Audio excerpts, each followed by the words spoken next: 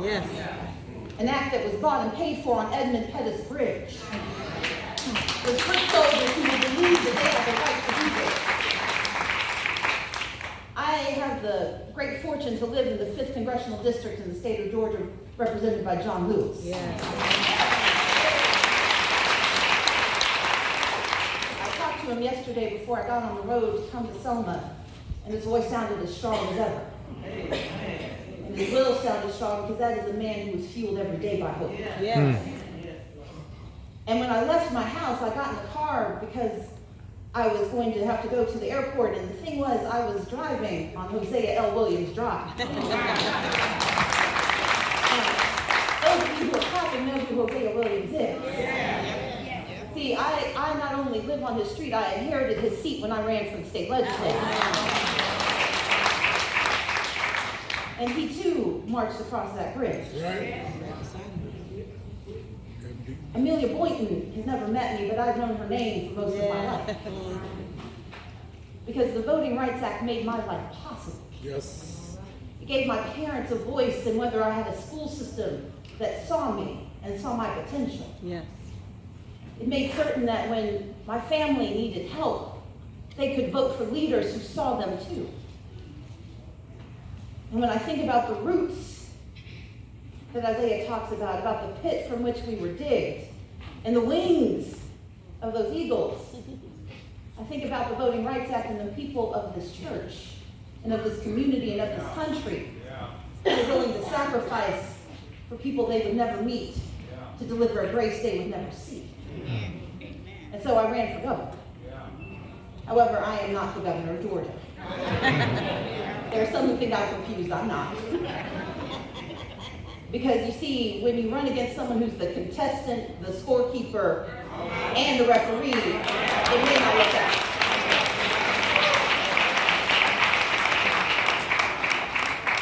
But what I realized in that 10-day period between Election Day, when I declared I was not going to stop running, even though the election happened, I wasn't going to stop running until every vote was counted. And 10 days later for my non-concession day, when I acknowledged the legal sufficiency of the election, but not the injustice of a system that allowed it to happen that way. I had 10 days to think about what my parents taught me, about what my grandparents taught me, about what my life has taught me, what my Bible has taught me. And the thing of it is, what angers people is not that I think I'm governor, it's that I have the audacity to say, we won.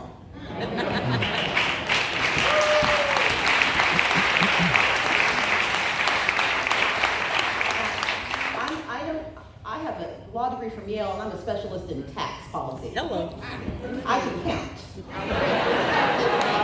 And I know that there were 54,723 votes between me and the governor of Georgia. But I also know that when you close 214 precincts, 50 to 60,000 people are denied the right to vote. I know that when you purge 1.4 million names from the rolls, they're not all dead and they're not all gone. I know that when you purge 570,000 people on a single day, as Secretary of State, the single largest voter purge in American history, Carolyn, I know how to count those numbers too. Yes.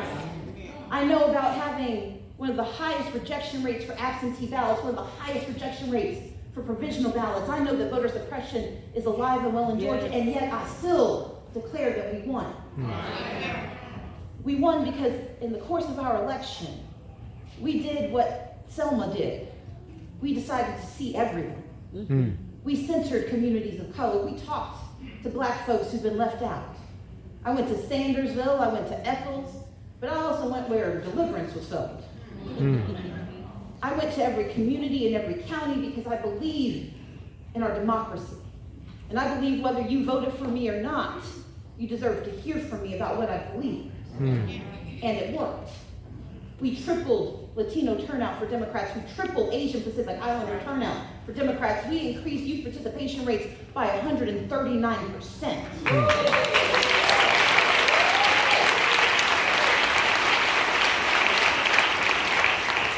Increased black participation by 40%, which doesn't sound as exciting as tripling in 100 until you think about it this way. In 2014, 1.1 million Democrats voted for Governor Pastor Strong, 1.1 million. In 2018, 1.2 million black people voted for me. I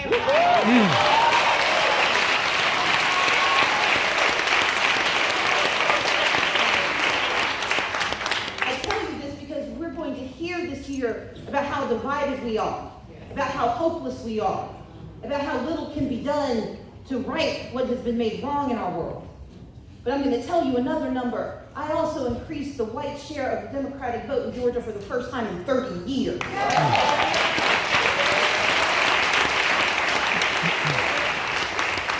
But none of this is about me or my election.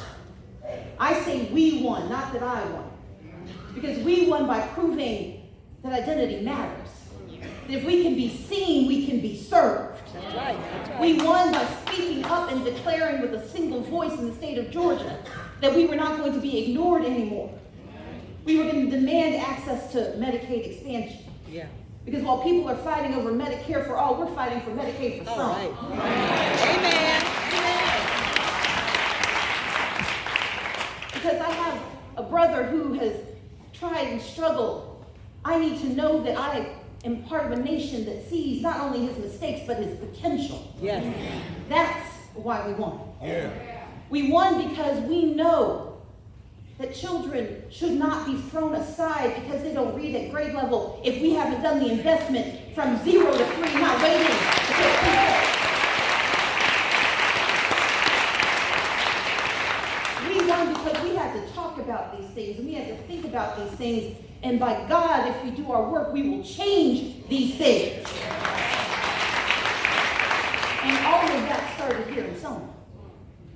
Because on the day you allowed yourselves to become martyrs, when you allowed yourselves to be beaten and bloodied so that others could see your pain, you helped dig us from that pit from whence we had been laid. When you stood up and went across that bridge again, those were the wings of the eagles that Isaiah talked about. It may have looked like feet marching across a bridge, but that was flight. That was the spirit of America trying to renew itself and remind itself of what's possible. Yeah. In the 10 days between Election Day and non-concession day, my own personal holiday, I conceived of 2 opportunities. One is called fair fight. It is not a fight for one. It is not a fight for me. It is a fair fight for all. And we are in 18 states and across this country. We're going to guarantee the right to vote is protected in the United States because if Congress won't do it, we will.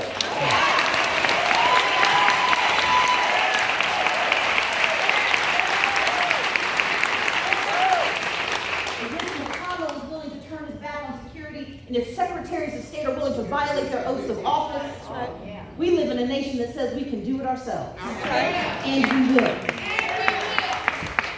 And I also started an organization called Fair Count. Because we focus so often on the outcome of elections, we forget the purpose. Elections aren't about politicians. And a lot of us are confused about that, including those of us who run for office.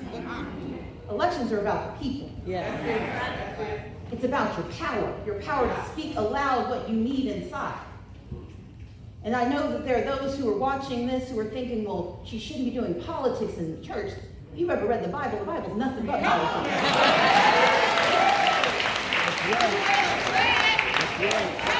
Nothing but a conversation about who's going to get what they need and how it's going to be done. It's about fighting for what you deserve. It's about being counted so you can be seen. And it's about every day believing that more is possible. It's about hope, and that is what we are going to do.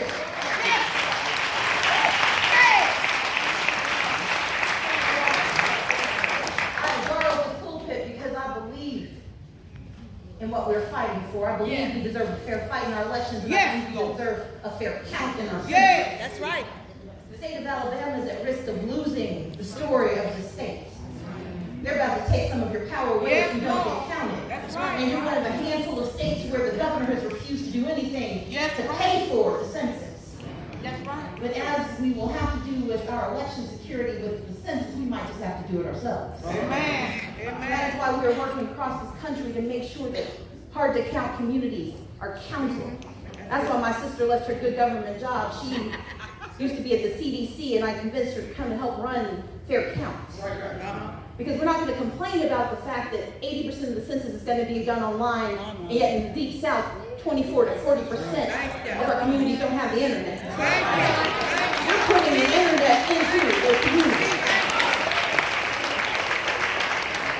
And Bishop Senior, I want you to know that our strongest partner, one of our strongest partners, is Bishop Reginald T. Jackson of the We deserve a fair fight. We deserve a fair count. But we only deserve what we can get. And so I'm going to end by saying this. What the Bible tells us is that we can't be weary. The Bible tells us that our strength will be renewed. But if you read it closely, the pit from which we are digged, the strength that gets renewed, it requires that we do something about it. Bring it on, Stacey. These women and men who are standing today asking us to put them in the highest office don't just want an appointment, they want service. That's it. But whatever happens in November 2020 depends on what we do every day. Every day. We get the democracy we're willing to fight for. Amen. We get the power we're willing to work for. And we get the nation we're willing to fight for. And I'm here to tell you that regardless of where I stand, my feet are planted in the roots of my parents' dig. Yes. And my aspirations are as high as the sky of this country. Because the Lord has blessed us. Yes, It blessed us with Selma in 1965. It blessed us in 2008 with a leader who saw us. yes. And it will bless us again when we remember that this is our country. This is our nation. And that no one has the right to take it from us.